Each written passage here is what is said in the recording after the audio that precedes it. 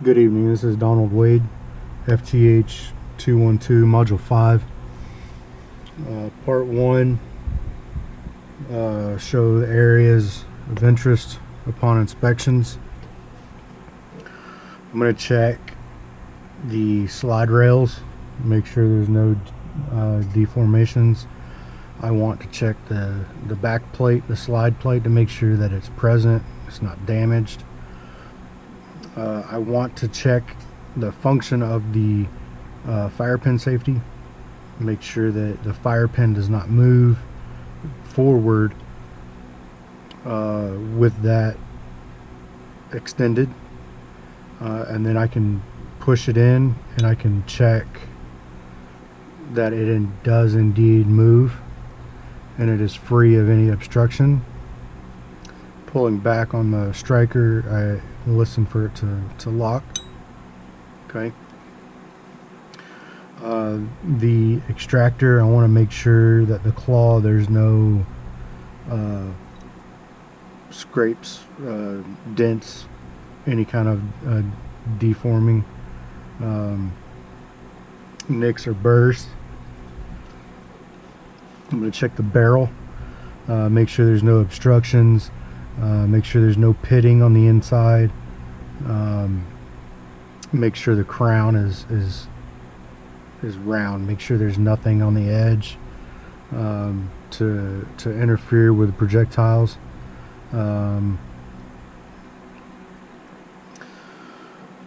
Making sure it's not cracked, no stress cracks, anything like that. And check the guide rod and spring. I want to make sure none of the spring is twisted. Guide rod is straight. With the capture screw, I want to make sure that it's tight. On the frame, I'm checking the slide rails, both front and rear, making sure that there's no nicks or burrs to interfere with the cycle of operation. Slide moving to the rear and back forward. I want to make sure that the trigger bar is straight, there's no bends, no excessive bending in the ejector. Make sure there's no cracking on the trigger. Make sure the spring is present, it's not broke. And the function of the trigger, I want it does not engage unless I engage the safety, ensure the safety trigger the trigger safety works. And that I want to make sure the magazine release, I can insert a empty mag, make sure that it locks in place. I can check the slide stop and make sure it pushes up last round. Make sure the magazine ejects properly, and that is really it.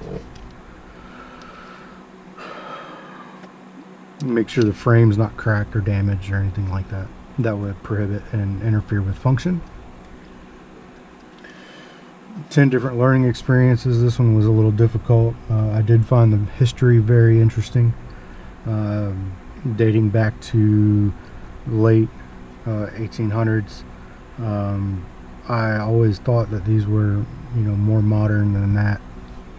And then the stippling tasks really forced me to stay with it and do it. I learned a lot with that. Having primarily striker fired, I like to think that I know a significant amount about these weapon systems already. Part 3, modifications. One modification that I want to try and attempt is I want to put a Gen 5 trigger into this. I want to do the research and the development and try to come up with a way that I can mount a Gen 5 trigger housing in there. I know there's some differences, but I'm willing to test it out. I am going to replace this trigger shoe. I absolutely do not like this. I don't like the fact that the lower half of the trigger shoe is the trigger safety mechanism, and I don't like that.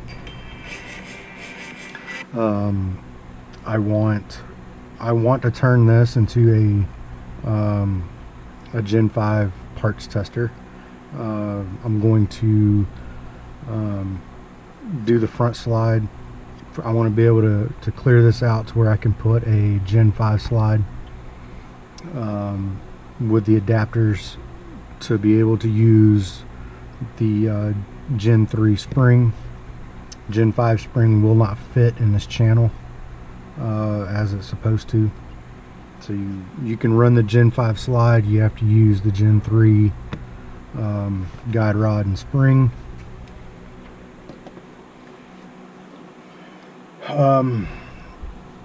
Again, I want to turn a Gen 3 platform.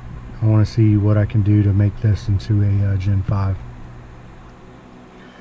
I may not even be able to use the trigger housing, but I need to figure out what I can do, and I'll take measurements and compare, and we'll go from there.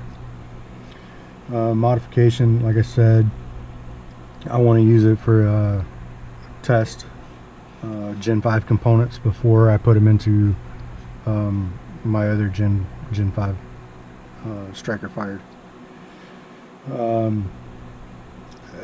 I don't know how much time with the research and development and testing and fitting, and I don't know, I wouldn't have a time how long it would take.